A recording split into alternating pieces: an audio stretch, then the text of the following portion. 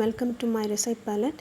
இன்றைக்கி ஒரு ஈஸியான சாட் ரெசிபி எப்படி பண்ணுறதுன்னு பார்க்கலாம். அதுக்கு யூஸ்வலாக நம்ம 2 சட்னி பண்ணுவோம். இதில் ஒரே சட்னியில் சிம்பிளாக பண்ணுறது எப்படின்னு பார்க்கலாம். அதுக்கு கோதுமை மாவு 1 கப்பு, கொஞ்சம் உப்பு, தண்ணி சேர்த்து ஒரு மாவு பிணைஞ்சு வச்சுக்கோங்க. சப்பாத்தி மாவு பதத்தில்.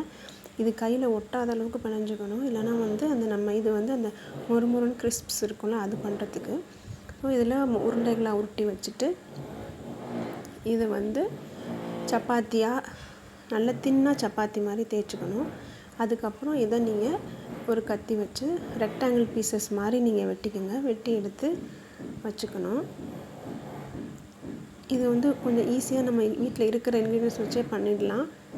இந்த மாதிரி தான் இந்த ஷேப் வந்ததுக்கப்புறம் ஒரு ஃப்ளாட் ஃப்ரைங் பேன் இருந்தால் ஈஸியாக இருக்கும். அதில் எண்ணெய் விட்டு நல்லா காஞ்சதுக்கப்புறம் இதெல்லாம் போட்டு பொன்னிறமாக 2 சைடுமே இதில் ஃப்ளேம் நல்லா லோவில் வச்சுக்கோங்க. ஏன்னா மொறுமொறுன்னு வரணும் இது.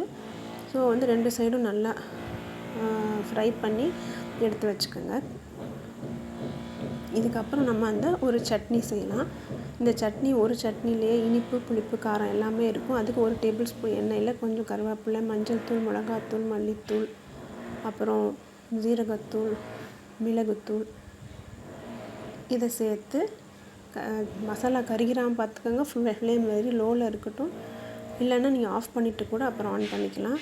ஒரு டேபிள் ஸ்பூன் 2 டேபிள் ஸ்பூன் தண்ணி விட்டு கொதிச்சதுக்கப்புறம் வெல்லம் ஒரு 2-3 டேபிள் ஸ்பூன் போட்டு மிக்ஸ் பண்ணிக்கோங்க. காரம், இனிப்பு எல்லாம் உங்களோட டேஸ்ட்டுக்கு ஏற்ப நீங்கள் கொஞ்சம் மாற்றிக்கலாம். அது கூட தயிர் 1 கப்பு சேர்த்துக்கோங்க. இது நல்லா மிக்ஸ் பண்ணிவிட்டு இதுக்கு தேவையான அளவு உப்பு 1/4 டீஸ்பூன் போட்டு மிக்ஸ் பண்ணிக்கலாம். அது கூட புளித்தண்ணி, இது ரொம்ப திக்கான பேஸ்ட்டும் கிடையாது, ரொம்ப தண்ணியாகவும் இல்லை. 2 டேபிள் ஸ்பூன் புளித்தண்ணி சேர்த்துக்கோங்க. அவ்வளோதான். இது நம்ம இந்த கிறிஸ்ப்ஸும் ரெடி ஆகிருக்கு. இப்போ நம்ம சட்னியும் ரெடி ஆகிடுச்சு. இது ஒரு பவுலில் இந்த கிறிஸ்ப்ஸை போட்டுட்டு கோதுமை மாவு பொரித்து வச்சுருக்கோம்ல, அதோட ஃபைன்லி சாப்டு ஆனியன்ஸு, அப்புறம் தக்காளி, அப்புறம் வெள்ளரிக்காய், நீங்கள் தேவைப்பட்டால் அவிச்ச உருளைக்கிழங்கு, வேர்க்கடலை, இல்லை மூக்குக்கடலை இதெல்லாம் கூட போட்டுக்கலாம். இது ஒரு சிங்கிள் சட்னியே உங்களுக்கு இதுக்கு போதும். எவ்வளோ தேவையோ அதை போட்டுட்டு மேலே ஒரு சூப்பரான சாட் ரெசிபி ஈஸியாக ரெடி ஆகிடுச்சு. இதுக்கப்புறம் நீங்கள் அந்த கோதுமை பொரித்து வச்சதை நல்லா உடச்சி விட்டு மிக்ஸ் பண்ணி சாப்பிட்டிங்கன்னா ஒரு யம்மியான சாட் ரெசிபி ரெடி. இதெல்லாம் செஞ்சு பார்த்து எப்படி இருக்குன்னு கமெண்ட்டில் சொல்லுங்கள்.